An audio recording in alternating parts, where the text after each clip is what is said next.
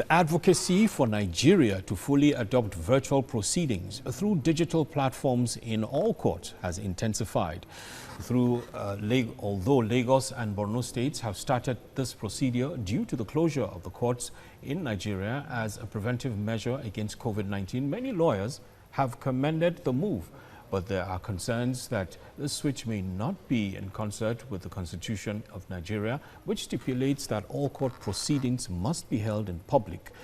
Now the Senate is considering a bill proposing an amendment to the Constitution to legalize remote court proceedings. The Constitution of the Federal Republic of Nigeria, Bill 2020, has sailed the first reading. The chairman governing body of the Justice Reform Project and senior advocate of Nigeria, Funke Adekoya, joins us now on the news and tells us a thing or two in this regard. Thank you for joining in, Madam Funke Adekoya. San?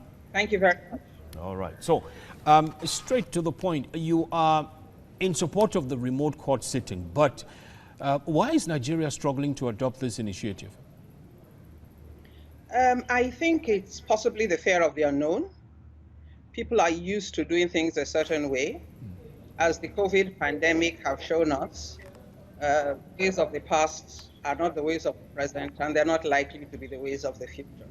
I think that is the basis for resistance or the concern that virtual court hearings are not constitutional.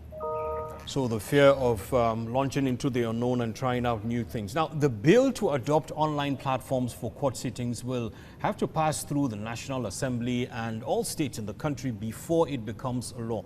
What will happen in the meantime to all the cases pending in courts? Well, firstly, I don't think we need an amendment to the Constitution. The section that people rely upon, section 36.3, says the proceedings shall be in public. It does not say should be in a particular place. The Interpretation Act also defines, the Constitution nowhere defines public. It defines public service, defines public servants, but does not define public. The Interpretation Act also does not define public. It defines public as a place to which people have access.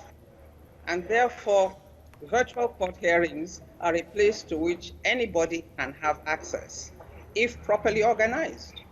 I do not see virtual court hearings, therefore, as being unconstitutional in any shape or form. Finally, how do we ensure that the court users are not shut out from virtual proceedings due to the connectivity hurdles?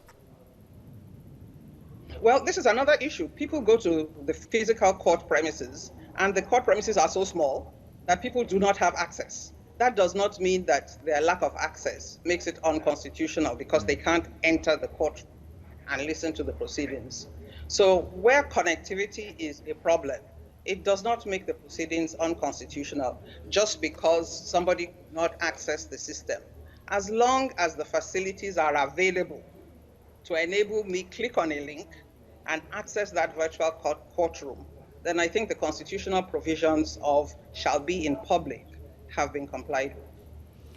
You sound like this would be a smooth sail. What do you think?